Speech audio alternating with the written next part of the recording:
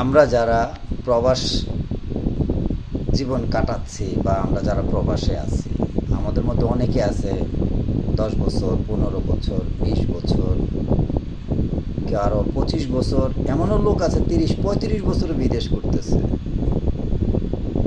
এর মধ্যে কেউ কেউ বাড়িতে আপ ডাউন করতেছে, কেউ যাইতে পারতেছে না, শুধু মাসের পর মাস, বছর কি বছর টাকা যা ইনকাম হচ্ছে বাড়িতে পাঠাচ্ছে। কারণ কি? বউ বাচ্চার একটু সুখ শান্তি দেওয়ার জন্য, তারা একটু ভালোভাবে চলাফেরা করার জন্য।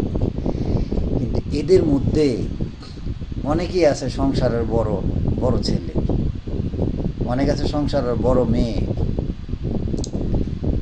এর মধ্যে কেউ বিয়ে করছে, কেউ করে নাই।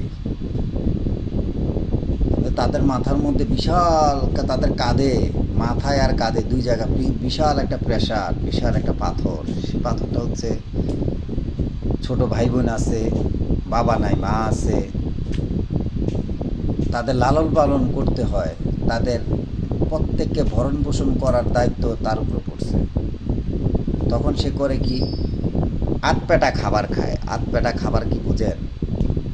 তার মনে অনেক কিছু খাইতে চাইতেছে, কিন্তু সেই খাবারগুলোর দিকে তাকায় চিন্তা করতেছে, এতগুলো খাবার খাইতে আমার, একবেলা খাবার খাইতে যদি আমার 100 টাকা খরচ হয়, এই 100 টাকা দিয়ে আমার ছোটো বোনটার জন্য একজোড়া স্যান্ডেল আসবে।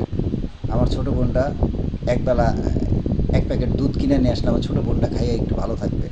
কেউ চিন্তা করবে এই 100 টাকা দিয়ে আমার মার ওষুধ আসবে। কেউ চিন্তা করবে এই 100 টাকা দিয়ে আমার ভাইটা পড়াশোনা করে তার জন্য কাগজ কলম কিনা যাবে। এরকম অনেক চিন্তাভাবনা প্রবাসীদের মনে থাকে। তো প্রবাসীরা এগুলা করে। এর মধ্যে বেশিরভাগ প্রবাসী দুঃখের সাগরে ভাসে। কারণ কি জানেন? কারণ এর মধ্যে সৎ লোকই বেশি।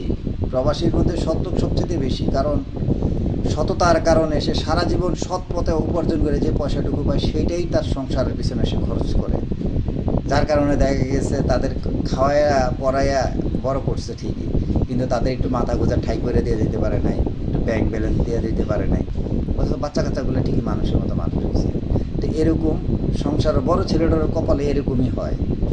সংসারে যে বড় ছেলে মেয়েরা থাকে তাদের কপালটা ঠিক এরকমই। প্রবাসে যারা আছে তারাও নিজের জন্য কিছু করতে পারে না, ভাই বোনদের জন্য করে। করার পরে যখন একদিন প্রবাস জীবন কাটায়, যখন দেশে যায়, গেলে দেখা গেছে তার জন্য কিছুই নাই, তার কপালে কিছুই নাই। সে রাস্তার ভিখারি, পথে পথে ভিক্ষা করে বেড়াতে হবে, এছাড়া আর কোনো উপায় নাই।